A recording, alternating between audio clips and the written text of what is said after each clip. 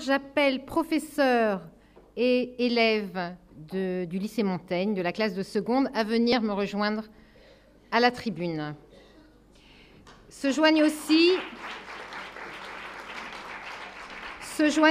Chantal Descombes et Marie Bazueyo, professeurs de lettres modernes.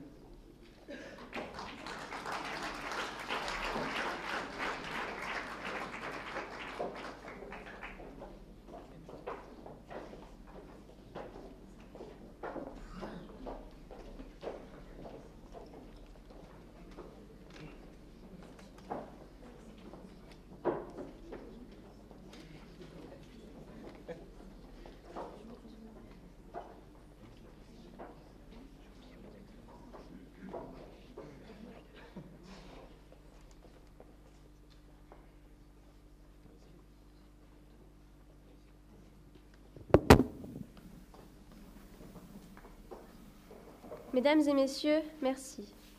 Merci de l'honneur que vous nous faites en distinguant notre projet. Nous sommes très heureux et très fiers de recevoir aujourd'hui le prix Annie et Charles Corrin. Cette récompense nous permet de repenser à tout ce que nous avons vécu l'an dernier et de nous souvenir de chaque détail. Grâce à lui, nous avons en particulier découvert la personnalité et l'œuvre de Janusz Korczak. Ce prix permettra, nous l'espérons, de mieux faire connaître son œuvre en France.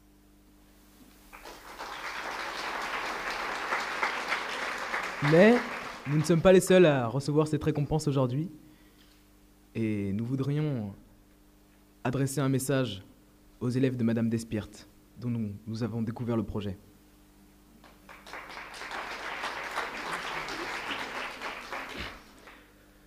Nous avons beaucoup apprécié votre abécédaire du sport sous le nazisme. C'était très intéressant. Un travail construit, clair et précis.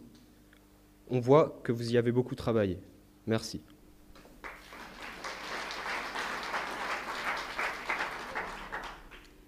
Montrer que le sport était utilisé par les nazis comme moyen de propagande, c'est original parce que ce n'est pas au sport qu'on pense en premier lorsqu'on parle de ce régime.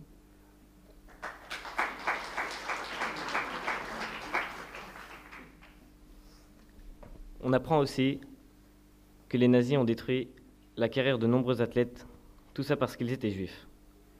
C'est impressionnant de voir que malgré les persécutions qu'ils subissaient, malgré les risques qu'ils couraient, les athlètes juifs continuaient à participer. Ils gardaient leur dignité.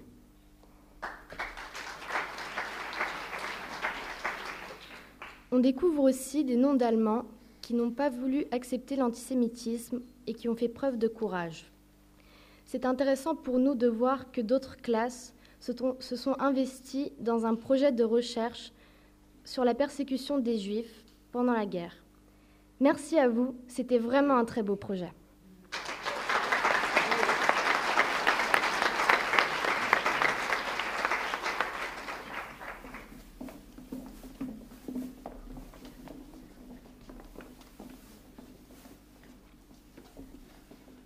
Le projet mené par notre classe est concentré sur une seule personne, dont nous avons suivi les traces.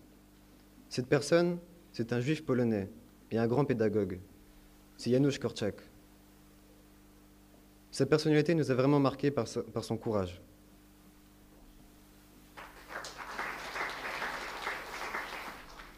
Il s'est battu pour les droits des enfants, il les a aidés à vivre, à grandir. Il les a protégés en fondant un orphelinat pour accueillir les enfants du ghetto de Varsovie.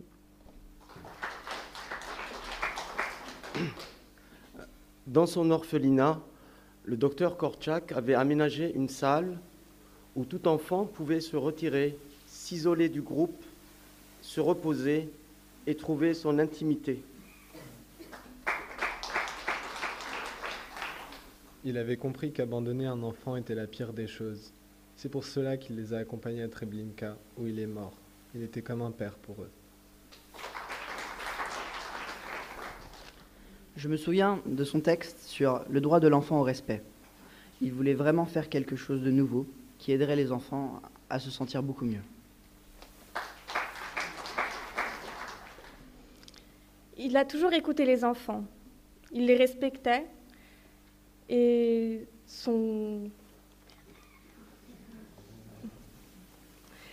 Il a toujours respecté les enfants. Il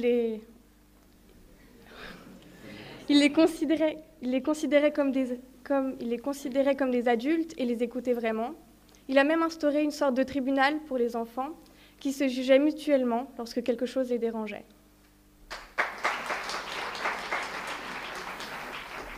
Grâce à son combat, les enfants ont obtenu plus de liberté, car sans ses travaux, il n'y aurait pas eu aujourd'hui de déclaration universelle des droits de l'enfant.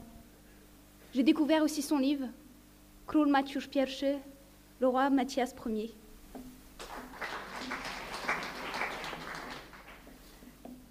Il y a un film sur Korczak réalisé par un grand cinéaste polonais, Andrzej Wajda. Ce film a une fin assez surprenante, métaphorique, parce que il laisse supposer que Korczak n'est pas parti à Treblinka, qu'il était libéré, qu'il a pu s'échapper avec les enfants. Après avoir regardé ce film en classe avec mes élèves, ils m'ont posé les questions. Donc, du coup, il est mort, il n'est pas mort. Et moi, je commençais à expliquer, écoutez, on ira les voir. En Pologne, vous allez voir, il y a la tombe. Il y a la tombe symbolique qui couvre ses cendres. Mais en fait, aujourd'hui, après ces projets, après ces voyages, je crois que Wajda et mes élèves avaient raison. Korczak ne sera jamais mort, tant qu'on pourra le découvrir dans ses livres, et comme nous, on pourra le ramener en France, sur les photos, dans notre mémoire et dans nos cœurs. Aujourd'hui, je peux dire qu'une seule phrase. Monsieur Korczak, Monsieur Goldschmidt, soyez le bienvenu parmi nous.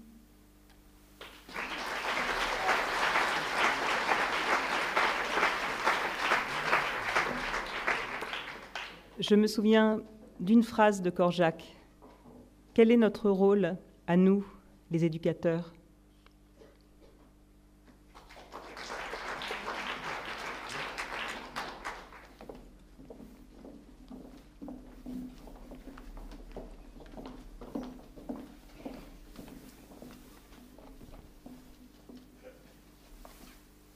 Le voyage que nous avons fait en Pologne m'a rapproché de ce personnage.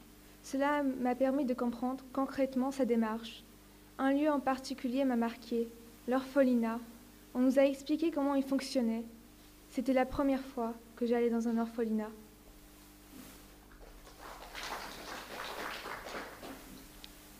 Je garde en mémoire le plancher de la grande pièce parce qu'il n'avait pas changé depuis l'époque de la guerre. Nous avons pu nous imaginer l'atmosphère paisible dans laquelle vivaient les enfants et la terreur de leur arrachement. C'est une image que je n'oublierai jamais. Au début, Korczak était pour moi un personnage historique, quelqu'un dont on parle en classe, mais grâce au voyage, j'ai pu passer de la vision de Korczak écrivain à celle de Korczak homme.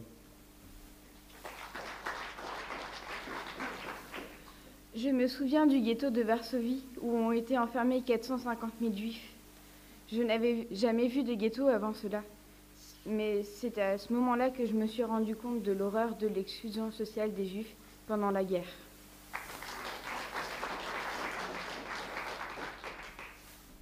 Je me souviens du cimetière juif de Varsovie, de l'émotion que j'ai ressentie en le découvrant.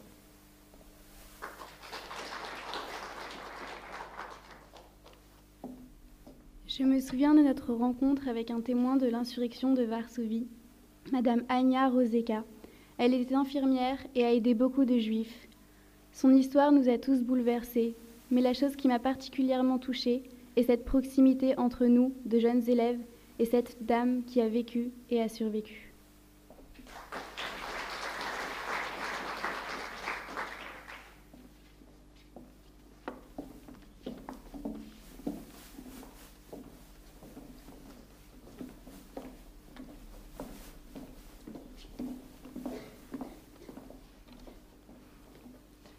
Nous avons visité un camp à Treblinka qui se situe à 2 heures de Varsovie dans une forêt lointaine.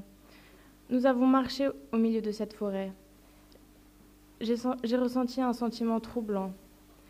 J'ai à la fois eu l'impression de quelque chose d'irréel, d'inimaginable, et à la fois l'impression d'avoir vécu ce qui s'était passé. Tout est devenu concret.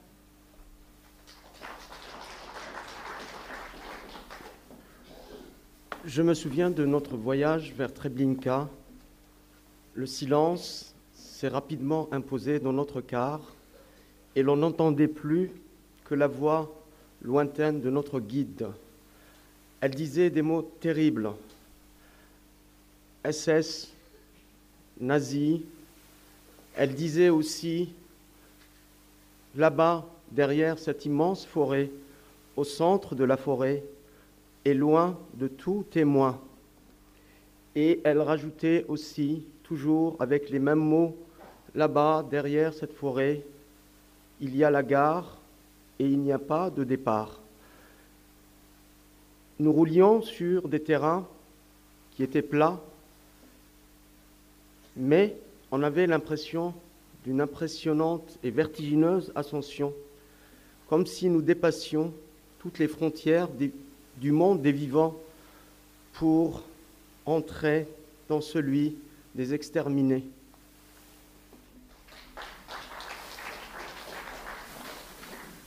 Je me souviens du moment où l'on est entré dans ce camp. Nous étions devant de grandes plaines enneigées, mais vides, comme s'il ne s'était jamais rien passé. J'ai essayé de tout regarder, de penser à ce qui avait pu se passer dans cet endroit.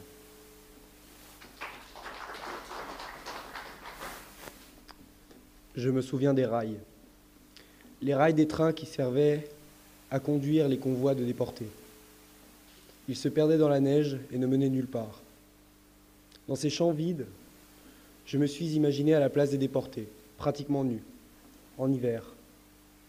J'ai alors compris l'horreur de toutes ces vies sacrifiées.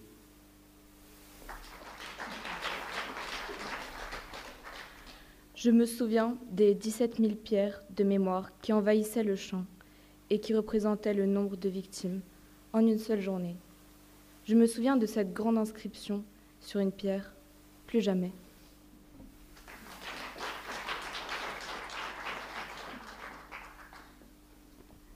La neige, le froid, la brume, l'isolement. Treblinka, c'était la sensation d'un cauchemar éveillé.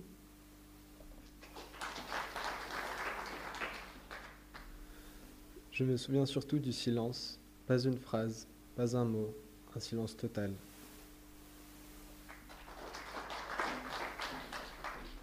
Je me rappelle que c'était l'hiver, nos pieds s'enfonçaient dans la neige. Et je me rappelle aussi de m'être souvenu de mon arrière-grand-père, qui s'était enfui d'un camp, lui aussi, durant l'hiver. Et de ce qu'il m'avait raconté sur ses courses forcées et nues dans la neige. Ça m'a beaucoup touchée et quand j'étais là-bas, j'avais peur de tomber dans la neige. Et bon, je fais sûrement ma sentimentale.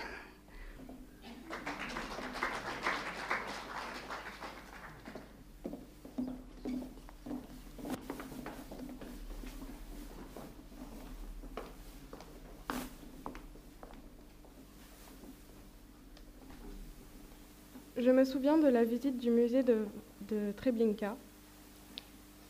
J'ai vu une étagère ayant appartenu à un général nazi. Je me suis alors rendu compte que les SS vivaient paisiblement, comme tous les autres hommes, à côté d'une terreur inimaginable.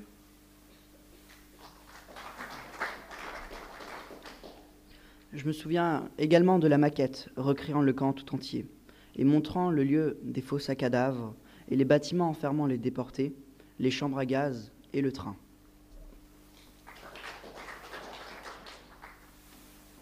Je me souviens que nous avons fait la rencontre d'un rabbin qui nous a donné des bougies afin de rendre hommage aux Juifs exterminés dans le camp. Je me souviens également de l'arbre sur lequel nous avons allumé ces bougies. Un vieil arbre qui avait sans doute été témoin de tout ce qui s'était passé et qui était resté planté là, lui, malgré le temps passé.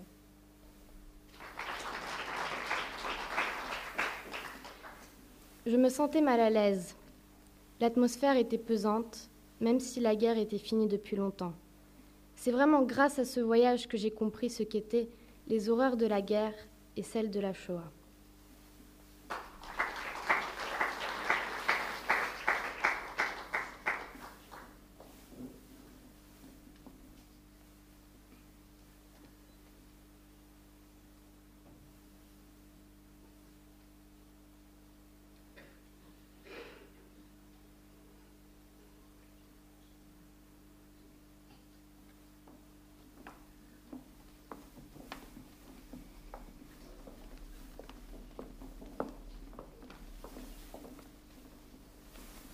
Ce projet nous a fait réfléchir.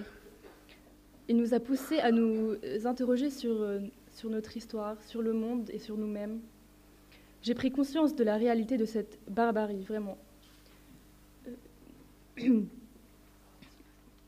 Voir des images dans des livres ou tout simplement lire les descriptions ne provoqueront jamais le même sentiment qu'être sur les lieux mêmes où tout s'était passé. Vraiment, c'est mon regard sur le monde qui a changé, et sur l'histoire particulièrement.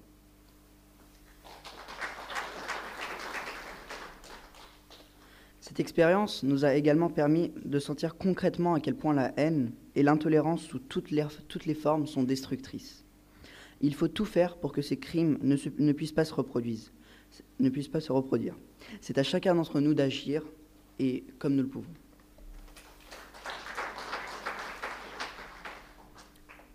Ce projet nous a tous fait réfléchir sur le fait que nous, lycéens, pouvons aussi faire changer les choses, à notre échelle, la nôtre.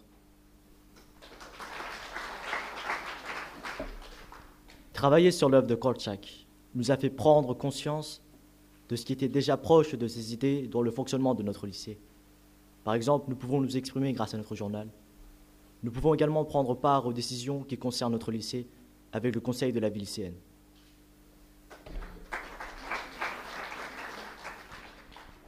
Certains projets menés par le lycée nous aident à accepter nos différences. Cette année, par exemple, je participe à un projet en collaboration avec la classe Ulysse, une classe de collégiens autistes. Nous essayons de tisser des liens avec ces élèves.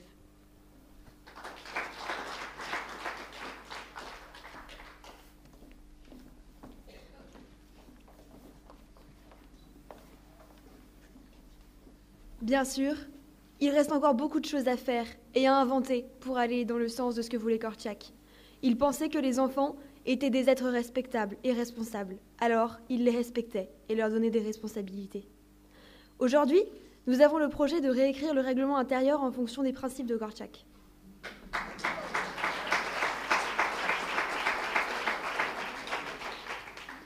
Avec une photographe polonaise, on a aussi fait des affiches défendant les droits de l'enfant. On a pris beaucoup de plaisir à exprimer nos idées à travers des images, à défendre nos droits ou à dénoncer certaines choses. Par exemple, une de nos images représente un enfant en train d'être dénoncé par tous ses camarades.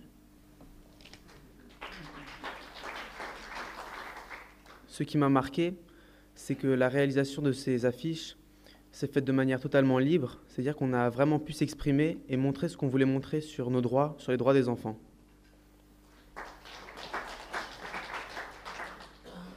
Ce travail était une sorte d'hommage concret à Korczak. Nous nous sommes inspirés de ses idées et nous avons essayé de poursuivre ce qu'il avait commencé. D'une certaine façon, il est toujours présent pour nous, parce que ses idées sont vivantes et qu'elles nous inspirent. Elles ont du sens pour nous aujourd'hui.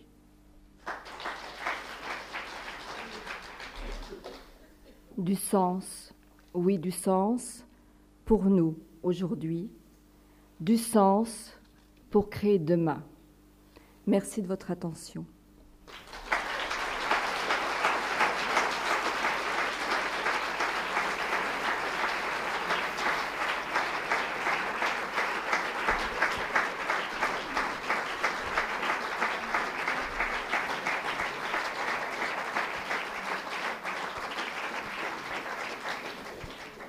Non, je n'ai pas envie d'interrompre les applaudissements parce que vraiment, vraiment, vous les méritez.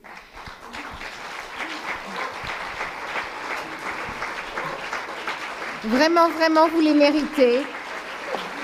Merci à Danuta Charlon, le professeur de polonais qui a conduit tout ce projet.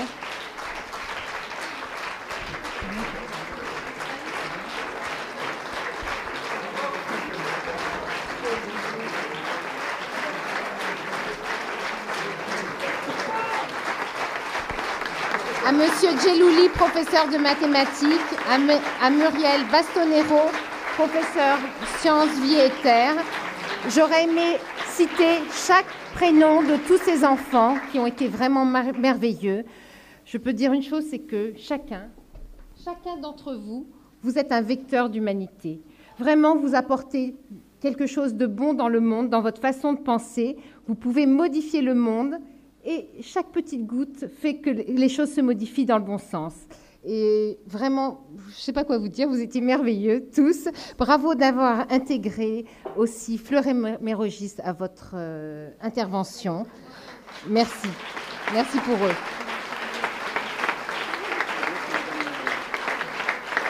Madame le proviseur Isabelle Bourris aimerait intervenir.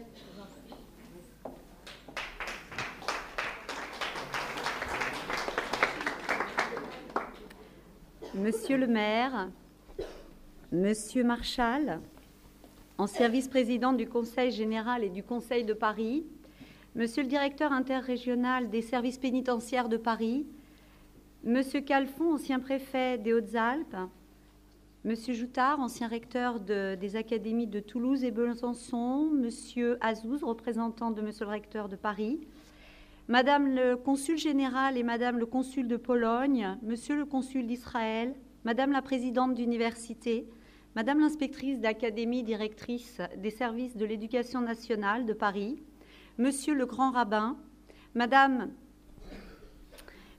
et Messieurs les représentants de la communauté juive, Madame la conseillère auprès du directeur d'académie, Mesdames et Messieurs les inspecteurs, Mesdames et Messieurs les personnels de direction, Mesdames et Messieurs les professeurs et CPE, conseillers principaux d'éducation, Mesdames et Messieurs les parents d'élèves, chers élèves, Mesdames et Messieurs, chers amis, je souhaiterais rendre hommage aux organisateurs du prix Annie et Charles Corin et les remercier des relations extrêmement chaleureuses dans lesquelles nous avons préparé cette soirée.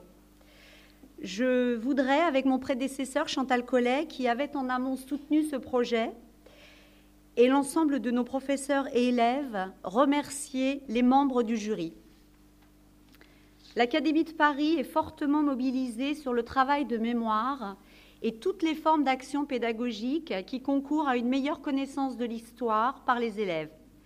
La confiance et le soutien accordés à notre établissement ont été précieux pour conduire ce projet et mettre en œuvre ces prolongements avec nos équipes, nos élèves et nos partenaires. Et j'en profite pour saluer ici la directrice de la maison du geste et de l'image avec laquelle nous avons pu réaliser l'exposition photo. La remise de ce prix nous honore et stimule notre engagement. Elle marque une réelle reconnaissance du travail coordonné par Danuta Charlon. Et d'ailleurs, je remercierai les professeurs peut-être de venir m'entourer. Et Madame Couès, merci. Une réelle coordination de Danuta Charlon, particulièrement investie dans la section internationale polonaise. Et c'est aussi le fruit d'un remarquable travail de toute une équipe pédagogique qui a su fédérer l'engagement des élèves que nous venons d'entendre. Au-delà des fortes émotions qui se sont exprimées, qui ont été exprimées par les élèves et leurs professeurs, les recherches à travers le sport, à travers l'œuvre de Janusz Korczak, témoignent l'une et l'autre d'une démarche de connaissance de l'histoire. C'est bien là le sens du travail des éducateurs que nous sommes. Connaître et surtout partager la connaissance pour créer demain. Merci Madame Couette pour ces propos. C'est le travail que nous entendons poursuivre. C'est dans cet esprit que nous accueillerons prochainement au lycée Montaigne, et je la salue parce qu'elle est présente ce soir et qu'elle vient dans la journée de rencontrer plus de 200 jeunes lycéens. Nous recevrons Hydra Greenspan, ici présente, déportée d'Auschwitz en 1944, survivante de la Shoah, âgée aujourd'hui de 85 ans, et nous rassemblerons autour des élèves ici présents une classe de 3e et une classe de 1re du lycée Montaigne. Lors de l'anniversaire de la signature de la Charte des droits de l'enfant, en novembre prochain, notre communauté scolaire se réunira autour du professeur Philippe Jamet, pédopsychiatre et spécialiste des adolescents, dans le cadre d'une réflexion sur le mieux vivre ensemble.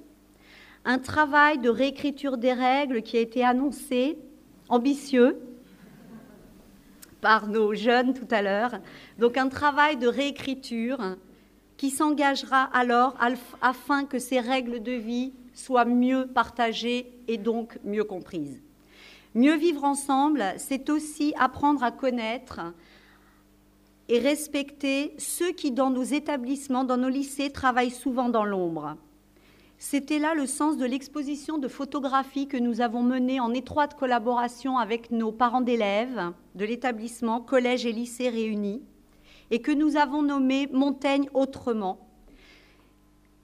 Une exposition photo a pu être réalisée et présentée au printemps dernier dans l'établissement, retraçant tous les travaux que les uns et les autres accomplissent au quotidien, y compris de personnel que nous ne voyons jamais parce qu'ils commencent si tôt ou finissent si tard, et pourtant sont précieux pour la réussite et l'épanouissement de vos enfants et de nos élèves. Mieux vivre ensemble, c'est permettre à toutes les minorités, quelles que soient leurs appartenances sociales, culturelles, religieuses, de trouver leur place dans un établissement respectueux des valeurs que notre institution scolaire doit défendre et promouvoir. Je vous remercie.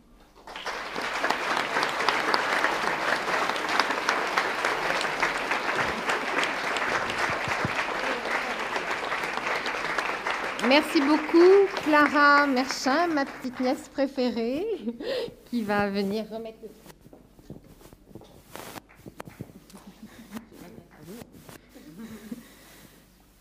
Chers anciens élèves de seconde du lycée Montaigne. Allô? Allô? Ok, merci. Ok. Chers anciens élèves de seconde du lycée Montaigne, chère Madame Danuta Charlon, professeure de polonais, les professeurs de mathématiques Guéressi, Louis, Madame Muriel Bastonero, professeure de sciences de la vie et de la terre, Madame Chantal Descombes et Madame Marie Dessuyeux, professeure de lettres modernes, ainsi que toute l'équipe enseignante et l'équipe pédagogique. En regardant votre projet sur les traces de Janusz Korczak, j'ai été si sensible par votre travail. La recherche sur la vie et les œuvres de Janusz Korczak, les travaux sur ses idées, le voyage en Pologne. Merci. Bonjour. En regardant votre projet sur les traces de Janusz Korczak, j'ai été si sensible par votre travail. La recherche sur la vie et les œuvres de Janusz Korczak, les travaux sur ses idées, le voyage en Pologne, où vous avez suivi son parcours, l'hôpital, l'orphelinat, la maison des enfants jusqu'à Treblinka, le camp d'extermination. Je ne peux m'empêcher de penser à mes grands-parents, Annie et Charles Corin. Ma grand-mère, Mamie Annie, avait 11 ans pendant la guerre et a survécu grâce à son parfait polonais et à son éducation en se cachant dans un orphelinat. Mon grand-père, Papy Charles, un peu plus âgé, vivait à Ostrowiec avant 1942, pas loin du ghetto de Varsovie que vous avez visité. La plupart de sa famille a été déportée à Treblinka, alors que lui a réussi à y échapper.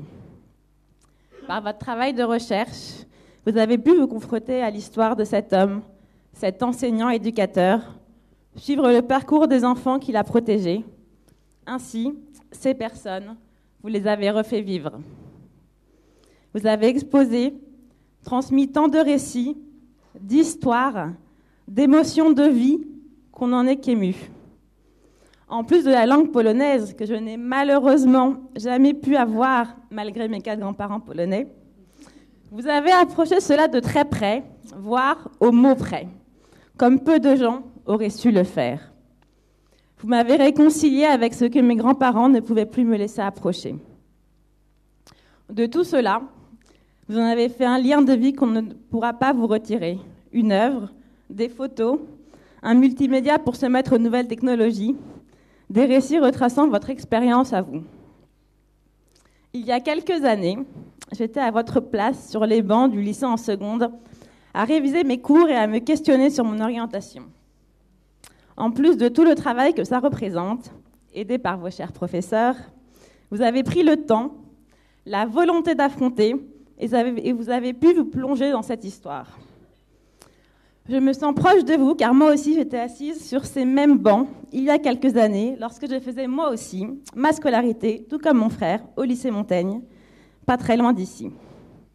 J'ai aussi, comme vous, passé beaucoup d'heures à l'intérieur du 17 rue Auguste-Comte, dans les salles de cours, dans la grande cour du lycée à gauche, ou devant l'établissement adossé contre les barrières. On a peut-être même eu des professeurs en commun, professeurs dont je garde souvent un précieux souvenir. Et oui, le monde est petit. Votre projet me touche aussi car vos questionnements et vos interrogations autour du droit de l'enfant dans le monde d'aujourd'hui sont des questions que je me pose aussi dans ma pratique professionnelle en travaillant avec des enfants en difficulté. Je me souviens, quand à votre âge, ou peut-être un peu plus âgé, mon grand frère m'avait offert un livre de Janusz Korczak, Herschele, avant un départ en tant qu'animatrice en colonie de vacances. Je découvrais alors l'histoire de cet homme et de ses enfants dont il a été à la fois professeur et protecteur. Et je m'apprêtais à transmettre cette histoire aux enfants que j'animais. Quand mes grands-parents créèrent ce prix, il y a près de 20 ans, c'était pour garder vivantes ces histoires, la mémoire de ceux qu'ils ont aimés et qui ont disparu, ou l'histoire de leur survie avec cette force de résilience qu'ils portaient en eux. Ils auraient été si heureux de vous entendre. La roue tourne.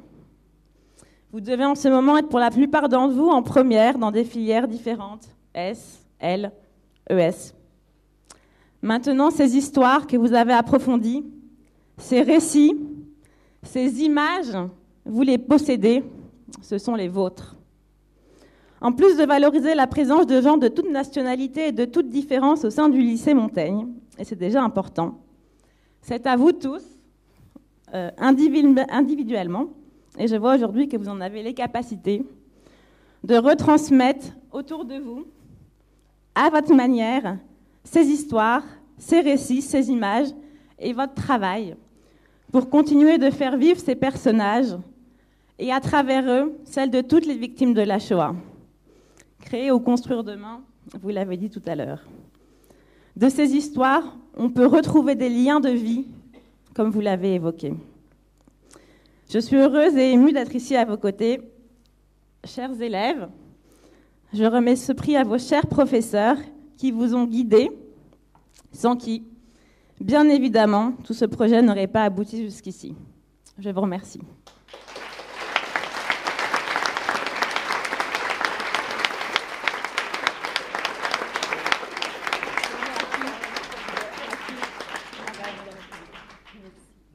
Et le diplôme.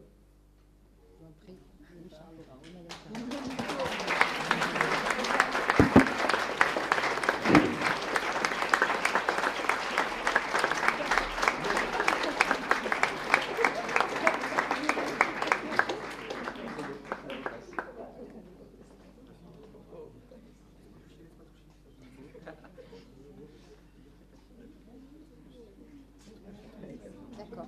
Ok. D'accord. Donc, Monsieur Cyrulnik, si vous voulez bien venir conclure, s'il vous plaît.